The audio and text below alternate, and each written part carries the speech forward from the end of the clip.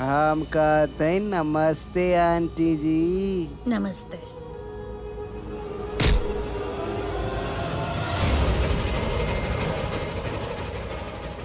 सरला aunty और प्रीता जी के बुलाई। प्रीता नहीं खी, करण के घर गई बड़ी। आज से न तो हमारा दादी के डॉक्टर, न हमारे ऋषभ के दोस्त, और न ही ये फैमिली के कोनो मेंबर, समझ लो। और ये घर में दोबारा मत आइए।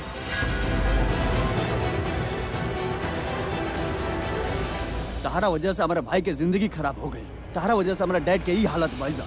सो listen to me very carefully Miss Preeta Arora. Oh, I should say Mrs Prithvi Malhotra. दोबारा घर में आवे की हिम्मत मत करिए। Just leave, get out. Karan, हमें घर में दो परिवार के बीच जो फासला आ गइल बा, ओकर के दूर करे आइल बानी। हर बार की तरह तू एक बार भी हमारी कोशिश के ना खाना। काहे कोशिश कर लो तू? हाँ?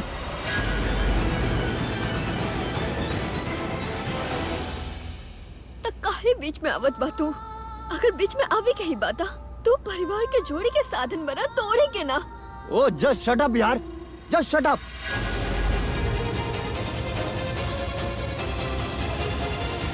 बस यही कहे क्या आवता ना तोरा के? कुछ अच्छा ना कह सकेली? तोरा के बार बार मौका मिल रहा बा करण कि तू कुछ अच्छा कर सके। तो बहुत अच्छा कर सकेला, लेकिन न कर। सही करता नहीं हम, तरह से नफरत करता नहीं हम। सही करता नहीं। I hate you.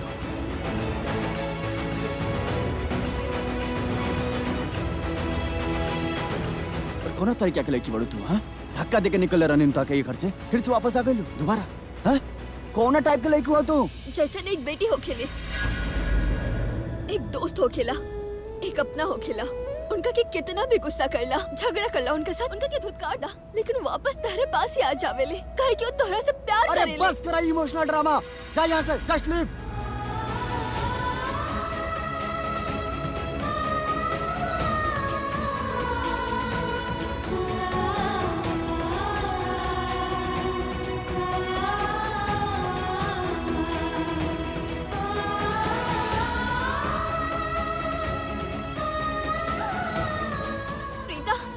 सुना बेटा, और ये घर में आइया मत दोबारा।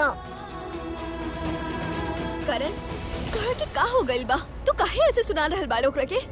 तोरा के पता बा ना, कल ओकर शादी होके वाला बा। शादी होके वाला बा, यही सब सुनाओ था नहीं। बैड विशेष देवे के बा, यही सब सुनाओ था। चाहता नहीं कि रो, बहुत रो, जगह के वो रोल रहे। और मोम आप सब केहू कान खोल के सुन लो। अगर केहू भी ये लड़की की शादी में गई, हम ओकरा से अपन रिश्ता तोड़ते।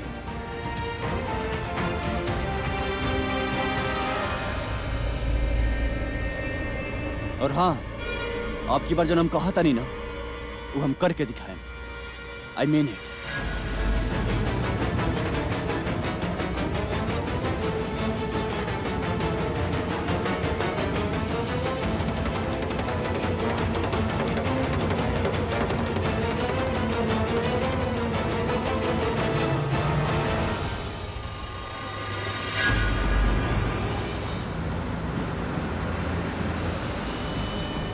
काहे प्रीता जी, काहे बार बार आप लुथरा हाउस पहुंच जाली? कोनो न कोनो बहाने से आप लुथरा हाउस पहुंचे जाली। और आज फिर से आप लुथरा हाउस पहुंच गली। आपके यूं लुथरा हाउस बार बार गए और गुल्ली डंडा प्लेयर से मिलल। कहीं ऐसा ना हो कि वो दोनों के दिल एक दूसरे के खातिर फेनों से धड़कन शुरू हो जाए, वो दोनों के पुराना प्यार फेनों से खिल उठे ना। हम ऐसा होके न थे। ये जानना जरूरी है कि वहां पर का होता हुई। एक काम करते हैं, सलीन बेबी के कॉल करके पूछे थे कि वहां पर का हो रहा है। प्रीता जी के वेलकम भइला या उनकर गेट लॉस्ट भइला। गेट लॉस्ट तब भइल न हुई इतना आसानी से। काहे कि लुथरास जब भी प्रीता जी के देखेली, उनकर दिल धड़के लग जाला।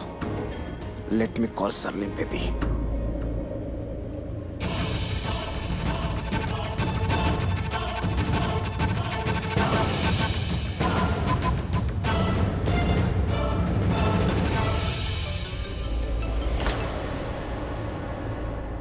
हेलो बेबी, प्रीता जी वहाँ आयल रहे ना, वो कर रहा वहाँ पर। उहे जे होखे के चाहत रहे, जे हमनी दोनों चाहत रहे,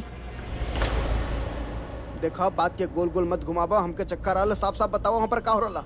अरे तोहर पिताजी आइल रहली अपन शादी के इनविटेशन कार्ड देवी और हमार मम्मी जी कह देली कि हाँ हम तोहर शादी में आईब। व्हाट? शादी में जरूर जाए? इतना सब होए के बाद? अरे बेबी आगे के बात तो सुनो कि का भइल। करण प्रीता के बैंड बजा देलस। इतना मजा आइल आई कांट टेल यू।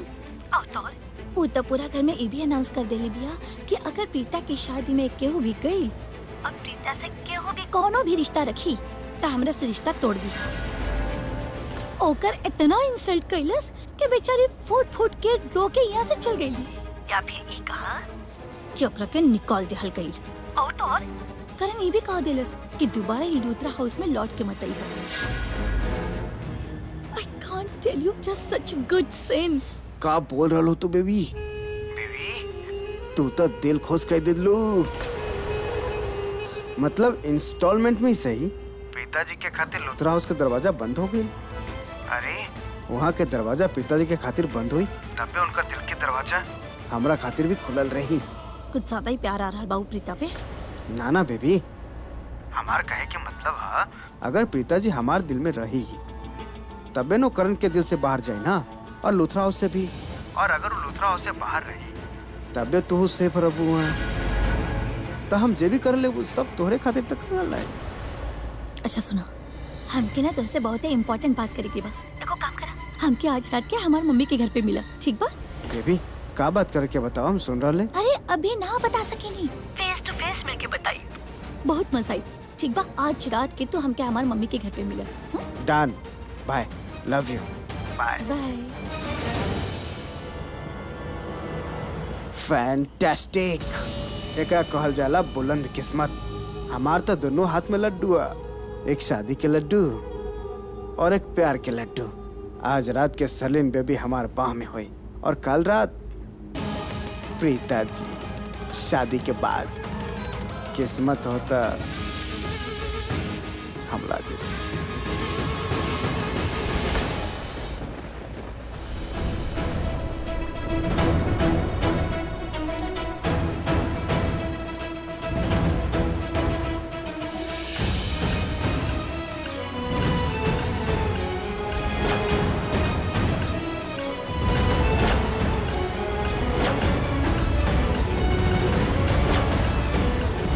केहू भी ये घर से लड़की के शादी में गई तो ओकरा संगे हमार रिश्ता था।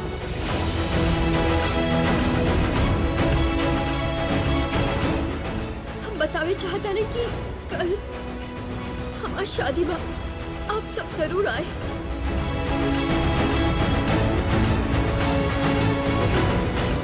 अब तारा से हम सब रिश्ता तोड़। आज से न तो हमरा दादी के डॉक्टर, न हमारे ऋषभ के दोस्त, और ना ही ये फैमिली के कोनो मेंबर। और ये घर में दोबारा मत आइयो।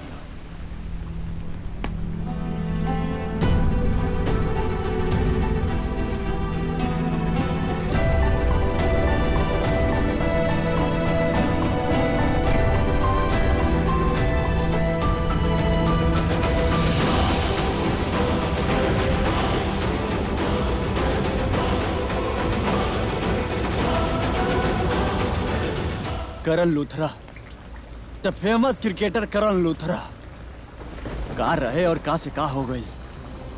का रहनी हम वो प्रीता अरोड़ा हमके का से का बना डाली।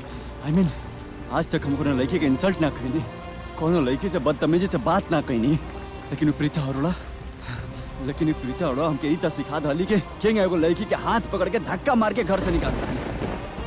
वो लड़की हमके ई सिखा डाली के इतना गुस्सा के अंकल जला। नफरत करते हैं प्रीता तारा से, नफरत। और हम नहीं जानत क्या है, लेकिन हमरा दिल में तारा का नफरत बढ़ते जाता है। वो कहल जाला ना कि कबो इतना के ऊपर विश्वास मत करा कि अगर उतर के धोखा दे दे तो तू टूट ही जा। तार धोखा हमके टूट डालस प्रीता। करण लूथरा टूट गई। करण लूथरा के तू तुल्ला भरो प्रीता, और एकरा खातिर हम तो के कबू माफ ना कर प्रीता, कबू ना।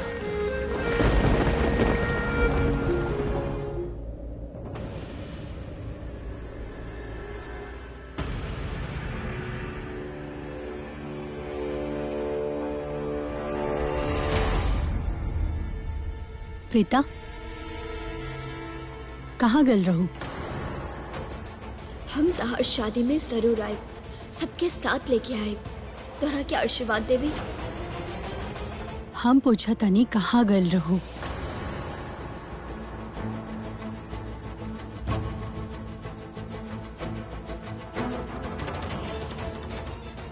कसम बतौरा के हमार बतावा, कहाँ से आवा दारू? हमू करण के घर गल रहू? ओ करण के घर जे तोहरा के धक्का मार के घर से बाहर फेंक देले रहे, ओकरा से मिले गल रहू? ना माँ ना, हम तो महेश अंकल के देखे गए। अरे हाँ, हम जाने नहीं प्रीता तू कहाँ गल रहू, एक खातिर गल रहू और वहाँ तोहरा साथ का भइल। लेकिन हम तोहार जुबान से सुनल चाहतनी तू कहाँ गल रहलू, केकरा से मिले गल रहलू और वहाँ तोहरा साथ का भइल। तो बतावा काहे गल रहू और वहाँ का भइल तोहरा साथ? कुछ ना माँ, हम बस वहाँ गई नहीं और वहाँ हमरा के राखी आंटी मिलने। कल हमार शादी बा और हम चाहता नहीं कि आपके ठीक लगे तो आप सब जरूर आए।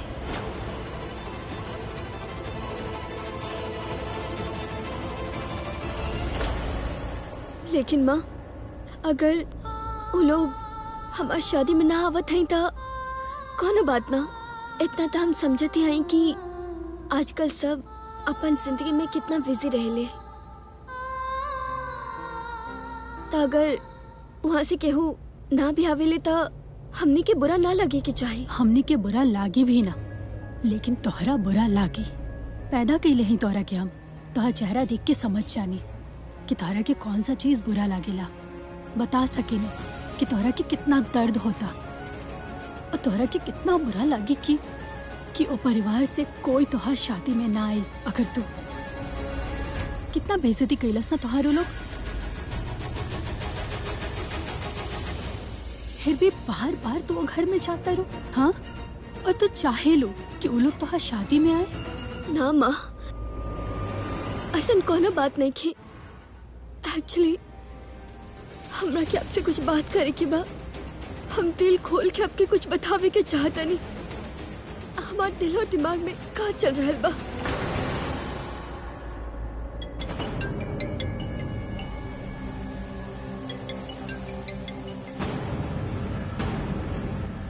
हेलो हेलो राखी जी। सरला जी, हमरा के माफ कर दी। हाँ जे कुछ भी आप काहे माफी मांगत हनी? शर्मिंदा तो हम बानी अपने आप से। हमें अपन बच्ची के इतना प्यार ना दे पाईनी जैसन आप और आपके परिवार देलस। वो रहेली यहाँ, लेकिन ओकर दिल आपके घर में बसल बा। आप ओकर इतना बेइज्जती कईनी, ओकरा के इतना रुलैनी, ओकरा के घर से धक्का मार के घर से बाहर फेंक देनी, लेकिन फिर भी वो आप लोगन के बारे में सोचेले। हम तो बल्कि भगवान से झगड़ा कर चाहेनी कि काहे वो हमार बेटी की इतना प्यार दे देना, इतना प्यार भर देलन ओकर दिल में कि ओकरा के आपके घर के, आपके परिवार की सबके याद आवेला। बार बार वो आपके घर जायल चाहेला। हमरा पता बा, आज भी जब वो आपके घर आयल हुई तो आप लोग ओकरा के धक्का मार के घर से बाहर फेंक देले हो। अपन शादी के न्योता देले आयल हुई ना राखी जी। हम हाथ जोड़ के बड़ा सम्मान के साथ आपसे उस शादी के न्योता वापस लेता नहीं।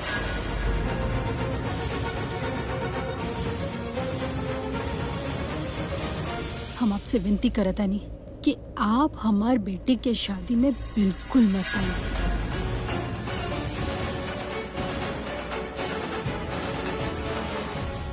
हमार बेटी के शादी में आके ओकर माहौल खराब मत करे। मत आइम प्रीता के शादी में, ना आप ना आपके परिवार से कोई भी।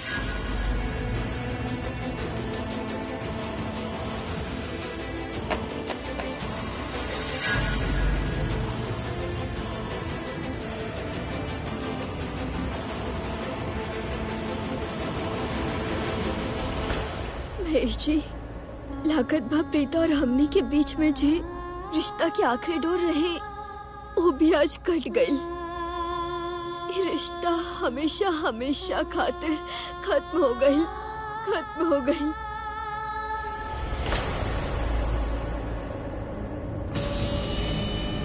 का बात है बेबी। यू नो व्हाट, अपन बॉयफ्रेंड के पैम्पर करल करो तोहरा से सीखे। मतलब हमार स्वागत में इतना सारा डेकोरेशन, ये सब इंतजाम, का बात है। वैसे तुहारू गुस्सा वाला माता रानी कहाँ? वो सभी देख ले, हम यहाँ देख ले लेता। Calm down.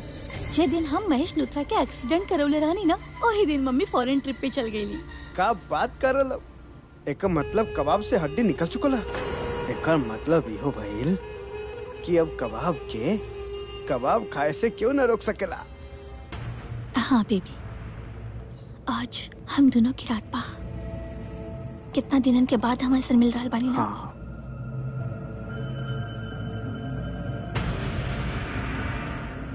बेबी का करत है? वही जे हमके करे के चाहिए। का करे के चाहिए? हमने के विक्ट्री सेलिब्रेट करे के चाहिए। जे तू चाहत रहला, जे हम चाहत रानी, वो हो रहल बा। त हमने के टुगेदरनेस सेलिब्रेट करे के चाहिए।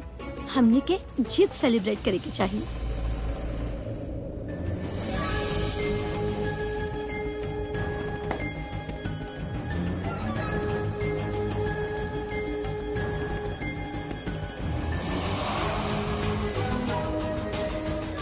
Here you go.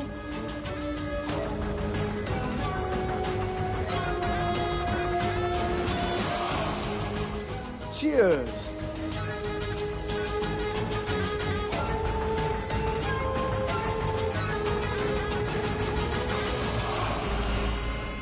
रुका, कितना शेमलेस हो तो। Excuse me.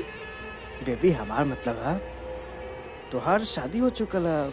You are a married women now. हम जानते कि दिल से शादी ना कैले हो तू, but I want to know कि कहीं ना कहीं तोहार दिल में, तोहार दिमाग में, तोहार मन में कबो ऐसा न होला ना कि अब हम शादीशुदा हैं, ओकरा बावजूद पराया मर्द के साथ रात बिता रहा। तो हमके को बात बतावा, हम क्यों ऐसा कहा कि शादी होला के बावजूद हमारे साथ सुहागरात मनावे के चाहते हो और रात बितावे के चाहते हो? काहे कि जे हमार पति परमेश्वर बाड़े ना, वो सिर्फ नाम के पति बाड़े।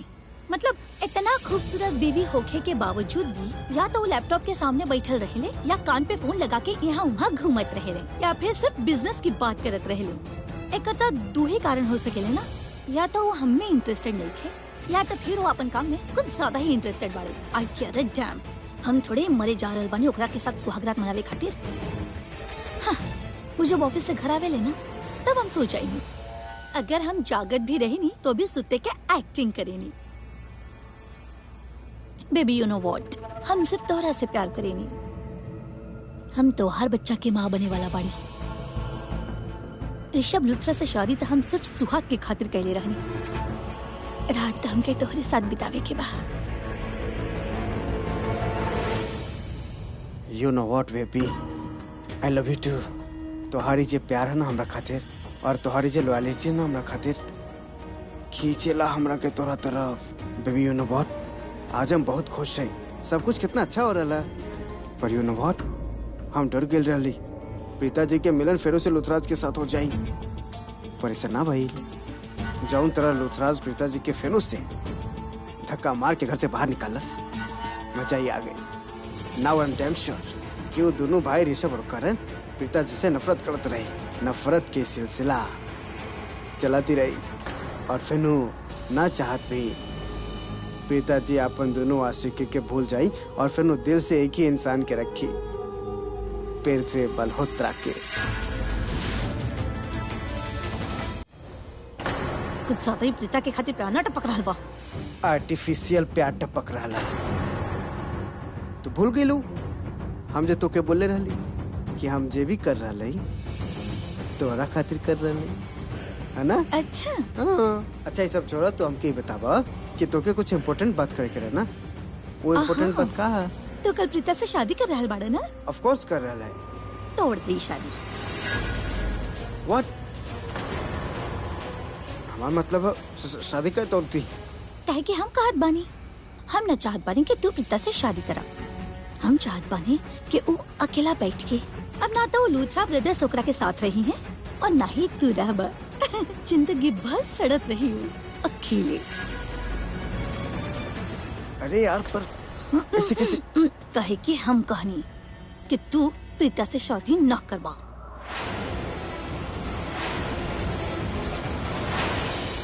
का मतलब? हाँ, करण अपना घर में सबके धमकी देले बाड़ी कि केहू भी हमरा शादी में आवेले तो ओकरा से कोनो रिश्ता ना रखिए।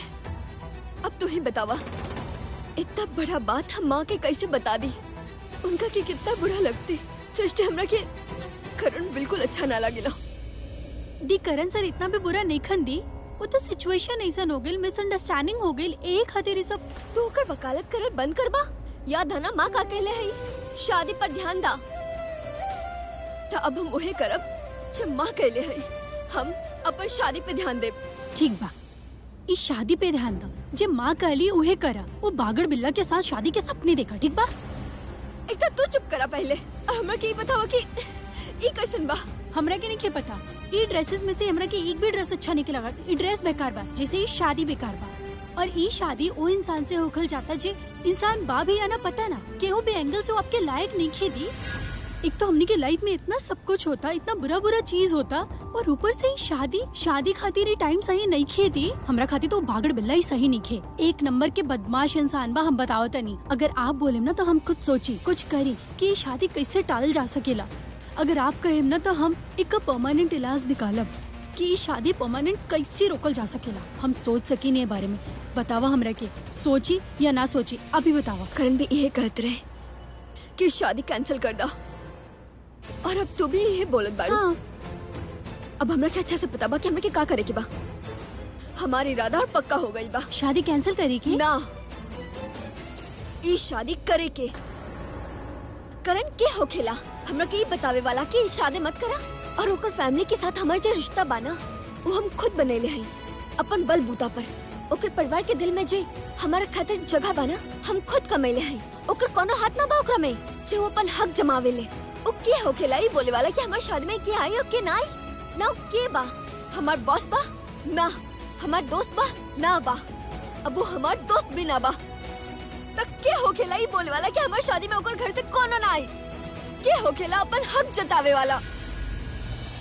हमरा के अच्छा से पता बा कि हमरा के का करे के बा, और हम उहे करब। आई हेट करण। नफरत बा हमरा के करण से, नफरत बा। ओके ओके ओके दी, खुद के कितना तकलीफ दे अब यार, काहे रोता नहीं? करण सर आपके शादी खातिर मना केला ने एकरा बारे में कुछ सोचा? शायद वो एक खातिर मना केला ने कि उनका दिल में आपके खातिर फीलिंग्स बा। चुप करा सृष्टि, शट अप। एक बार भी ये बात और बोल ली ना ता कौन फीलिंग्स ना बा ओकर दिल में हमरा खातिर। तो हर भ्रम बा, और ये हमार भी भ्रम रहे। अच्छा से जता चुकल बा हमरा के, धक्का मार के, इंसल्ट करके, मुंह पे बोल के, जे कुछ कर सकेला सब कुछ करके बता चुकल बा कि हमारे से कितना नफरत करेला। और का सबूत चाहिए? और ओकर के का लागेला कि वो हमरा से नफरत करेला? जितना नफरत वो हमरा से करेला ना, उतना नफरत हम ओकरा से करेली। अब तो हमरा पे इल्जाम भी लगा देले कि ओकर जिंदगी में जे कुछ भी गलत हो रहल बा वो भी हमार वजह से। नफरत कर बाना हमरा से, नफरत करेला। हम ओकरा से डबल नफरत करेली। दी हमारी बात तो सुनी यार, प्लीज। यार हमारी दी के कभी कोई बात समझ काहे ना आवेला? दी के करण सर के गुस्से समझ में काहे नहीं किया आवत? हो सकेला कि करण सर के गुस्से के पीछे नफरत ना हो, कुछ और ही हो सकेला कि शादी रोके खातिर करण सर नफरत के बहाना बनेले हो। कैसे समझाई हम दी आपके? दूर जाए की वजह सिर्फ एक हो गेला, लेकिन पास आवे खातिर लड़े के बहाना हजार। ये हमार दी के काहे नहीं समझ में आवत? एक तो कल शादी बा, का करी हम? काहे तोरी हम प्रीता जी से शादी? काहे तोरी ना? हमार मतलब है बेबी, तू ही हमरा से कहले रहलू कि प्रीता जी रास्ता के रुकावट है, वो रुकावट के काटे क्या कहले रहलू के ना कल रिक्वेस्ट कर रहलू? Baby calm down. हाँ हम कहले रहनी कि जा प्रीता से शादी करा, लेकिन तब रीजन कुछ और रहल। अब वो रीजन रहल ही ना। हम चाहत रहनी कि प्रीता के लूथरा हाउस में आवल जावल बंद हो जाए। ऐसे हम कहने कि जा जाके शादी कर लो, तो प्रीता लूथरा हाउस में ना आई। लेकिन अब जब हमने महेश लूथरा के एक्सीडेंट कर भइले बानी और हम प्रीता पे सारा इल्जाम लगा देले बानी, तो वैसे ही ओकर लूथरा हाउस में आवल जावल बंद हो जाई और जांच भइल बाना ओकरा बाद तो फुल स्टॉप ही लग जाई। देख बेबी, तो प्रीता से शादी करे के का जरूरत बा? अरे रीजन ना तो हम का रीजन दे राज के, बिना रीजन के बोल दी कि ना हमके शादी ना करे क्या, इस शादी से बैकआउट कर रहा है। का सोची वो लोग हमारे बारे में? अरे हमार भी नाम है, हमार भी इमेज है, इस सब स्पॉइल हो जाए अगर हम ऐसे कुछ करब तब। हम ना चाहत बानी कि तू प्रीता के खातिर स्पॉइल हो जाए। अरे पर हम प्लीज हमके कुछ ना सुने के बा। हम कह देने कि तू प्रीता से शादी ना करबा त ना करबा। अरे जब प्रीता से शादी करे के कोनो रीजन रहल ही ना तो शादी काहे करबा? हम चाहत बानी कि प्रीता अब जिंदगी भर रोए, गिड़गिड़ाई, इधर की रही ना उधर के, क्योंकि मुंह दिखावे के लायक ना रहे। तो अब तू घर जा और रात भर बैठ के ये सोचा कि तू कल का रीजन दे बस शादी ना करे के। कुछ ना सोचा, कोई रीजन ना दे, ना तोरा भी शादी कुछ ना करे वाला। हम काय करी, काय शादी तोरी? हम का समझा तू अपना आपके कि जब भी चाबी लगे वो सामने वाला नाचे लग जाये और चाबी निकाल वो सामने वाला खड़ा हो जाए? ना तोरा हमें शादी, हमार भी नाम है, हमारी इमेज है, हमारा ओपिनियन है, हमार व्यूज है, हमार फैसला भी है। ज्यादा हमार कर बना तो हमार बने के लायक ना रहा, समझ ला तू।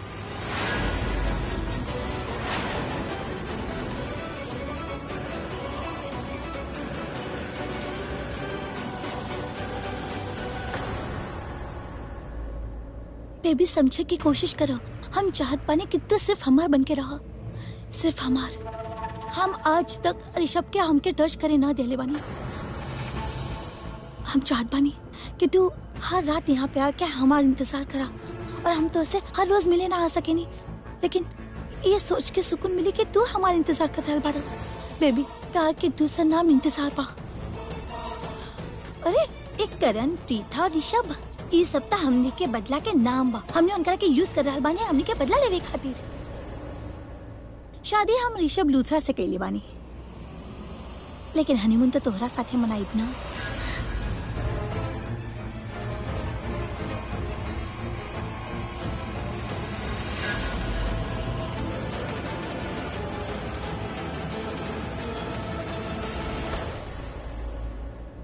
यू प्रीता अरोड़ा, अब तू हमनी के सब के खातिर बिल्कुल मैटर नहीं को करत। तहार जगह ना हमरा दिल में बा, ना हमरा घर, ना ही हमरा फैमिली में। समझ लो तू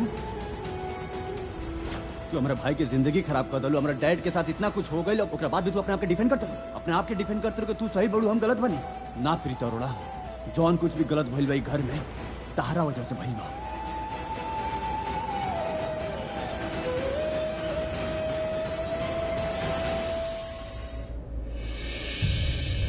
रो रहल बा हमार बिटिया? ना ना रो हमार गुड़िया, तू ठीक कहली बाड़ू, बिल्कुल ठीक कहली बाड़ू। रिश्ते भी ऐसा आसानी से थोड़ी ना टूट चले और टूटे भी ना चाहेले। रिश्ता में कड़वाहट आवे में एक पल लागेला और बनाने में सारी जिंदगी लग जाएगी। कुछ रिश्ता तो ऐसा भी हो खेले जिनकरा के हम कोनो नाम भी ना दे सकेले, जे हमार दिल, दिमाग और जिंदगी में ऐसे बस जावेले, वो अलग ही कोनो मुकाम बना लेवेले। ना रो हमार बच्चा, ना रो हमार गुड़िया। जानकी आंटी, अब हम माँ के कैसे समझाई? हम वहाँ गए लूथरा हाउस, महेश अंकल के मिले गए रहनी। हमरा के उनके बहुत फिक्र होत रहे, लेकिन जब हम वहाँ गई और सबके देखनी तो हमरा के ऐसा लागल कि हमरा शादी में हमरा के उस सबके आशीर्वाद चाहिए। यही खातिर हम उनका के शादी में इनवाइट कर लेनी और हमरा के दादी भी ऐसा करे खातिर कहले रहे। अब ये बात हम माँ के कैसे समझाएं?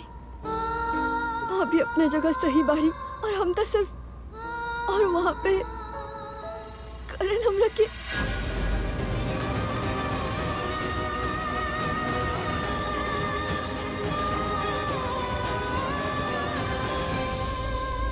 हे भगवान जी, कोनो रास्ता दिखाई। ऐसा का करी कि प्रीता की जिंदगी में नीचे सैलाब आई बा, वो टूट जाए। का करी? हाँ, एक काम करत बानी, लूथरा परिवार के शादी के कार्ड भेज देत बानी। माँ जी के अगर मेहर होगी तो हो सकेला वो ये न्योता स्वीकार कर ले। और हमने के प्रीता के आशीर्वाद देवे खातिर यहाँ आ जावे। अगर आखिर जी यहाँ आ गई तो हमने के प्रीता बहुत खुश हो जाई। और ये भी हो सकेला कि करण आ जाए और प्रीता से बात करे, माफी मांगे। हम सुबह ही कार्ड भेज देत बानी, ये ठीक रही। हरीश का करे तेरा सफेद फूल सारा मत लगाइया, थोड़ा सा ही गुलाब के भी लगा ला। और हाँ जी बीजी, और वहाँ पर ऐसे लगा का बीजी। सुबह से तू ही सब लोगों के काम पर लगा देले बाड़ू, लेकिन काम अभी तक न खत्म हुई। होता बीजी, तू यहाँ का करे तारू? अरे हम जानकी के बात ना कर रहल बानी। बीजी हम जानकी के ही बात करत है। जब हम जानकी के बात ना कर रहल बानी त तू जानकी के बात काहे कर रहल बाड़ू? अरे बीजी ओकरा के यहाँ ना होके के चाहत रहे, ओकरा के हॉल में होके के चाहत रहे। वहाँ इतना सारा काम पड़ल बा, तू यहाँ गई लो। देखे सरला, थोड़ा देर में मेहमान आ जाइए और हल्दी के रस्म शुरू हो जाए। ओकरा बाद सब मेहमान यहाँ पर नाश्ता भी करी है। ओकरा बाद हमके कुमकुम भाग्य हॉल में भी जाए के बाद ये सब काम मुहूर्त के हिसाब से कैसे होगी? बीजी तभी तो हम जानकी से पूछे तनी कि वो यहाँ का करत तारी। एकरा के वहाँ तो हॉल में होके के चाहिए, सारा काम देखी के बना वहाँ के। और अब काहे टेंशन लेता नहीं, हम बात कर ले अब ना कॉन्ट्रैक्टर से। बहन जी हमारी बात तो सुन ली। हम वही कुमकुम भाग्य हॉल के काम संभालत रहनी। हम आपके ही बतावे आइल बानी कि कप्पू भैसा बा गइल बड़े और पूछ रहल बाड़े कि नाश्ता में का बनी। ओकर तो दिमाग ही खराब हो गइल बा। कल रात के बैठे बैठे सब फोन पे ओकरा के लिस्ट बतईनी है। ओकरा के पता बा का बनावे के बा, और आप पता ना काहे पूछा था। काहे तोहर भाई बा। बीजी आप भी ना कुछ भी बोलत रहे नी, जे भी करे लेकिन कम से कम टेंशन मत ले। आप टेंशन ले लब आपकी तबीयत की कुछ हो जाए तो हम कुछ भी ना कर सकब। और बीजी जरा सा देर की बात बा, यहाँ हल्दी के फंक्शन खत्म हुई और हमने के हॉल पे चले जाए के बा। आप बिल्कुल टेंशन मत ले। ए लक्की इधर आ। जी का होता इतना धीरे धीरे काम काहे होता? ये हॉल की सजावट पूरा नहीं बेल, तो कुमकुम भाग्य मैरिज हॉल की सजावट कैसे पूरा करबा? तोहरा की याद बना हमार बेटी की शादी बा, प्रीता के शादी बा। इतना साल से तू कॉन्ट्रैक्ट लेता रहा हमरा हॉल के। अगर तू काम ठीक से ना कइला ना तो हम बताओ तनी आज के बाद एक कॉन्ट्रैक्ट नहीं देवे वाला हम तोहरा के। ना ना बहन जी ऐसा मत बोलो, हम आपके सारा काम टाइम पे कर दे। और ये घर भी ऐसा तैयार करम के मोहल्ला वाला देखते रह जाए। और कुमकुम भाग्य हॉल ऐसा सजाए कि लोग देखते रह जाए। लकी बोले से कुछ नहीं, हाथ हिलावे की पड़ी। जल्दी जल्दी बोला ना अपन आदमी के काम करे खातिर। ले गुरु। हरीश वहाँ पे लगावा ना ठीक से। और बीजी तू अभी तक ये खड़ा बाड़ू, जा जाके देखा प्रीता तैयार भइली की ना, ओकर जोड़ा तैयार भइल बा की ना। चले चले जा जल्दी। ठीक अब बा बीजी जी। आप जरा जाके कप्पू के देख ली ना। हमरा के पता बा वो अपन काम ठीक से करेला, लेकिन जब आप खड़ा रहे ना तो और अच्छा से करी। हाँ हाँ तू फिकर मत करे, हम जा रहल बानी। अरे जल्दी जल्दी हाथ चलावा, का करा तारा? अरे सरला बहन जी, जी बेटी की शादी की बधाई होके। आपके भी बहुत बहुत जी। हाँ जी। खुशबू ढोलक तुम्हारा के ही बजावे के बाद हाँ आप जी, लोग हाँ जी। अंदर कमरे में बैठी, हम अभी आओ। हाँ जी। आज हमार प्रीता की शादी हो जाई। लोथरा परिवार के लेके जे कुछ भी ओकर दिल में बा, ओकर दिमाग में बा, जेकरा के लेके वो घूमे लियो, आज वो सब से ओकर पीछा छूट जाए। आज लोथरा परिवार से सारा रिश्ता टूट जाए।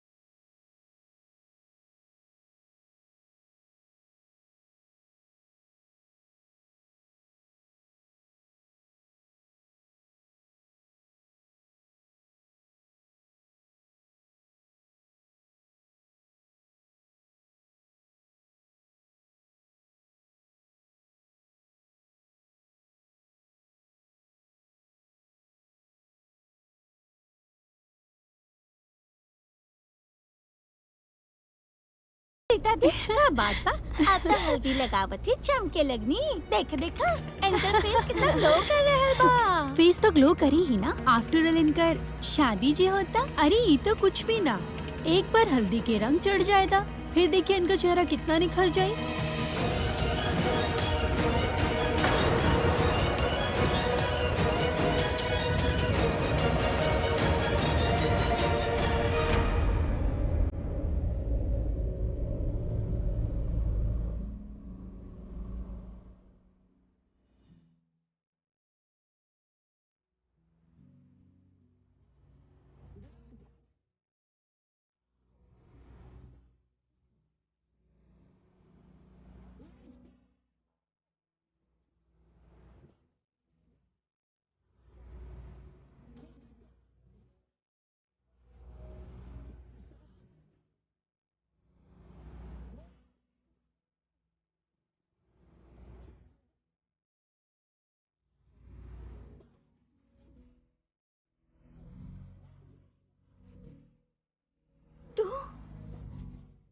तू यहाँ कहाँ है अलबारा?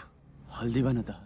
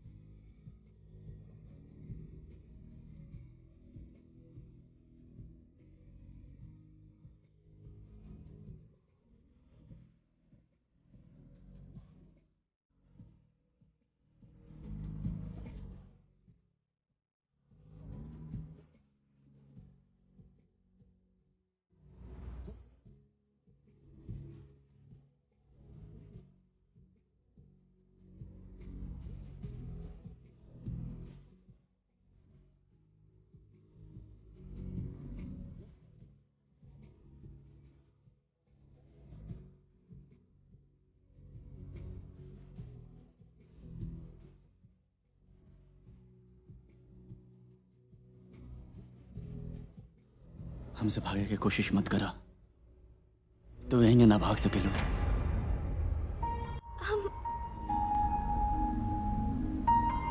प्रीता, कैसा हम तार सपना में, तारा सांस में, तारा दिल में, तारा रूह में बसल बने। ना,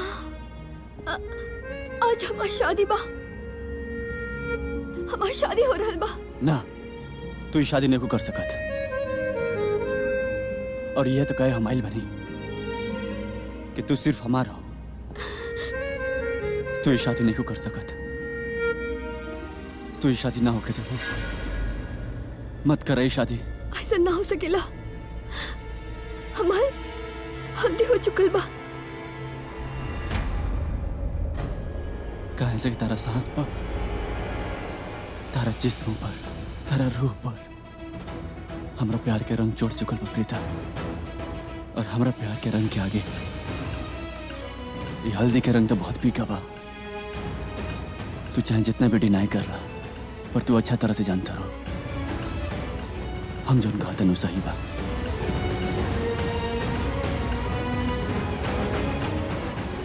छोड़ हमरा के करण, आज हमारी शादी बा।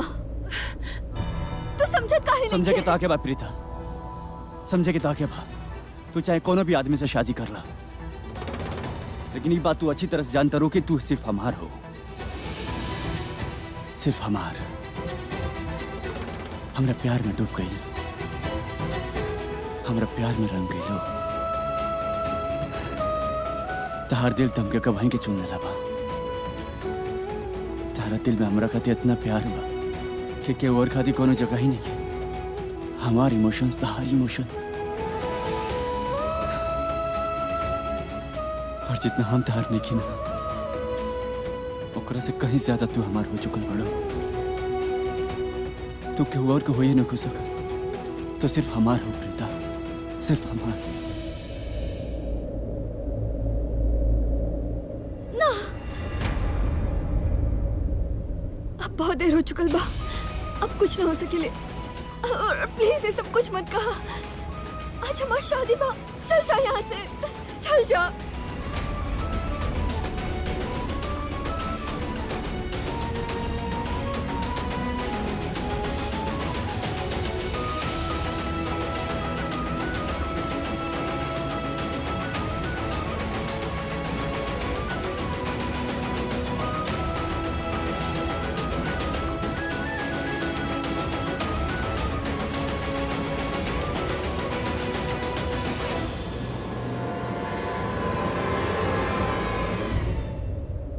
तू सच में जा रहल बाड़े का?